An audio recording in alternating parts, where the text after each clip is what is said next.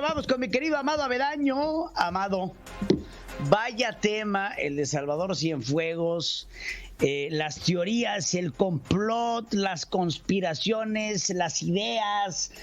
A ver, platícame cómo la béisbol, digo ya para hablar en términos de la 4T, ¿cómo la béisbol? Mira, querido Pedro, y te doy yo mis teorías. Bueno, va. El presidente López Obrador se arropó o se hizo arropar de una de las instituciones que más prestigio tiene en este país, las Fuerzas Armadas, bajo el argumento que él repitió mucho de que las Fuerzas Armadas son incorruptibles, y otra cosa que ha repetido mucho, tú estarás de acuerdo conmigo, que el ejército es pueblo uniformado. Él se ha dedicado a ensalzar mucho al ejército y a respaldarse de él. Le ha dado prácticamente el control del país al ejército, la Guardia Nacional, la construcción del Tren Maya, del aeropuerto, las aduanas, la refinería, las pipas y un montón de cosas más que ahora el ejército dedica prácticamente a todo. Entonces, cuando viene un golpe como este de parte de la DEA en contra de uno de los generales del ejército, de quien él se expresaba muy bien, por cierto, el 25 de noviembre del 2018, 5 días antes de tomar posesión, él convocó a una reunión con las Fuerzas Armadas en el Campo Marte con 32,000 militares, en donde le hizo un reconocimiento al general Cienfuegos y le dio la bienvenida al general Sandoval como nuevo secretario de la Defensa Nacional.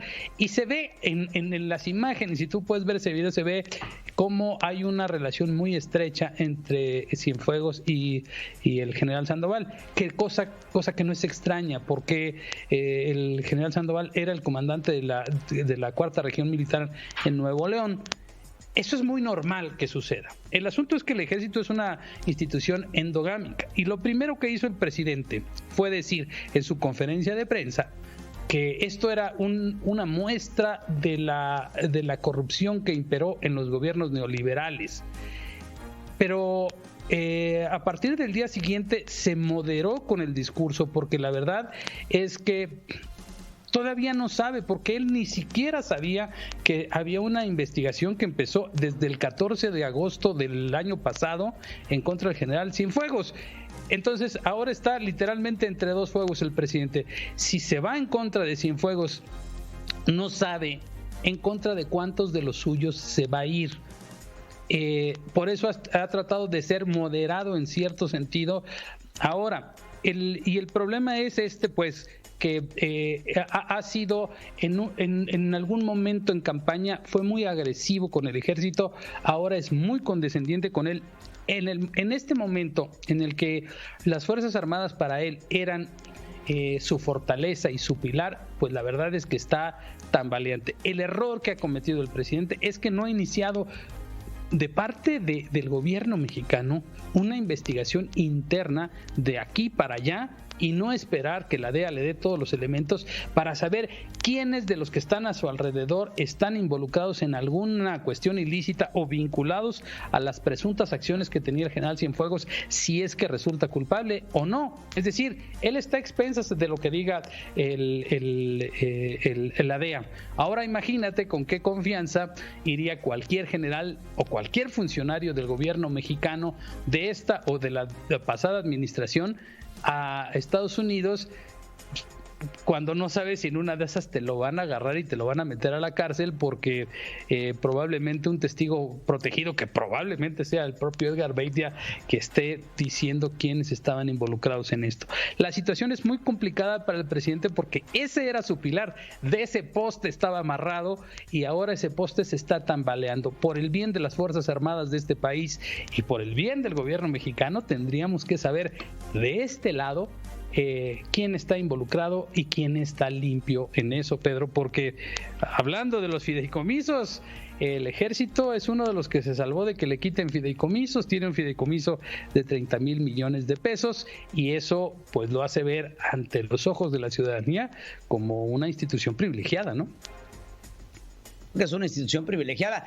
Nunca, el ejército nunca ha sido atacado de esta forma, aunque, como lo platicábamos en intervenciones anteriores, hay que recordar el problema que tuvo el ejército, el más grande, que fue con Arévalo Gardoqui,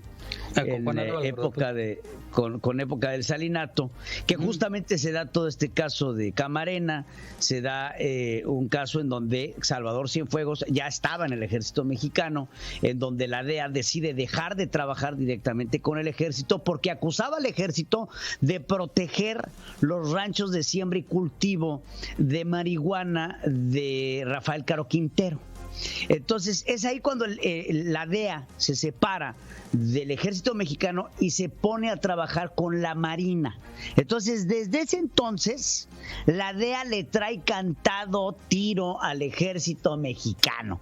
Llama la atención y me llama la atención mucho estas declaraciones que hace justamente Morales Lechuga, quien fue procurador general de la República con Carlos Salinas de Gortari, y dice: sin prueba alguna, Estados Unidos a mí me pidió extraditar a Manuel Bartlett, y estas mismas acusaciones que van en torno a Manuel Bartlett por el caso de Camarena bien involucraban a Salvador Cienfuegos, quien ahora sale a relucir por una investigación con el narcoprocurador Edgar Beitia, y en el caso del Chapo Guzmán, que también se viene a relacionar. En ese entonces el Chapo Guzmán empezaba una muy importante carrera en el narcotráfico al lado de justamente estos capos, Rafael Caro Quintero, el Mayo Zambada, etcétera. Entonces uno llegaría a pensar que lo que Morales Lechuga está diciendo es: el ejército de los Estados Unidos, la DEA y en específico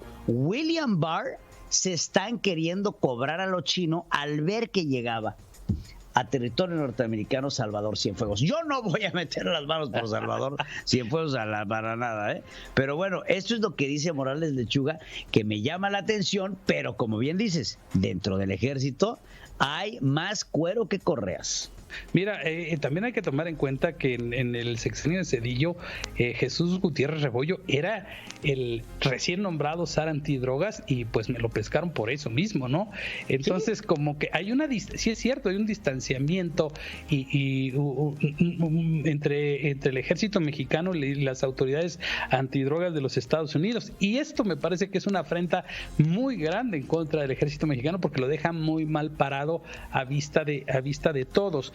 Además, el asunto es, fíjate, lo primero que dijeron es que habían interceptado conversaciones, y el vínculo que establecen entre esas conversaciones e incriminar a Cienfuegos es el hecho de que lo vieron en televisión, o alguien dijo que el padrino estaba en televisión. No sabemos, porque ni nosotros tenemos la misma información que tiene el presidente de la República. O sea, todavía no se han revelado detalles de lo que está pasando en ese juicio, y habrá que ver cómo queda parado el ejército en esto y cómo queda el presidente López Obrador ante todo esto, porque la verdad es que lo que sí se evidenció también es que no le tiene confianza el amigo Trump, y las autoridades antidrogas de Estados Unidos pues no le tienen confianza al gobierno de México. Son amiguitos nomás para que le haga la campaña. No creo que entre gobiernos amigos no hubiese habido este tipo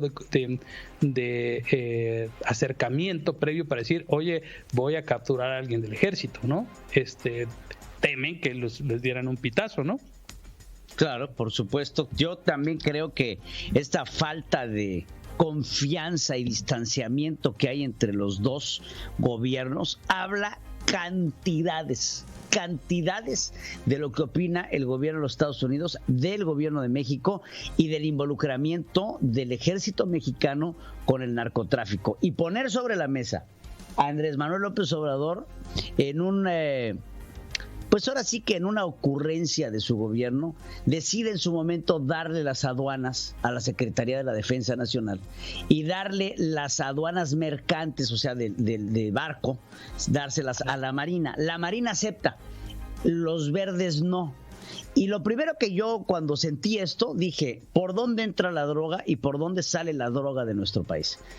En los puertos marítimos son nido de droga, nido, o sea, nido. Las rutas marítimas hoy por hoy son el modo de traslado de mercancía por excelencia, principalmente de Sudamérica a México. Ya de México a los Estados Unidos entrará la droga por otros medios, pero la llegada de la droga a México es por mar. Por ahí. Es por ahí. Y entonces esto involucra y mancha las manos de la Marina, que si me preguntas a mí, cometió un gran error el haber aceptado. Y otra cosa, el fideicomiso que no se tocó de 70,000 millones de pesos justamente está en torno a las aduanas. ¿Podemos hablar de un narcoestado? No sé, por lo menos sí podemos especular. Va. Es correcto, Pedro. ¿No? Mi querido amigo, yo aquí estoy muy al pendiente de ti en todo momento y te felicito por esta labor que haces. Suelta la sopa, Pedro. Es que me la puse para ver si me hacía caso la senadora Citlali. Dije, me quiero ver sabroso y tóxico. A ver si así me contesta. Te mando un abrazo. Se ve que come todo. Te mando un abrazo, mi querido amado.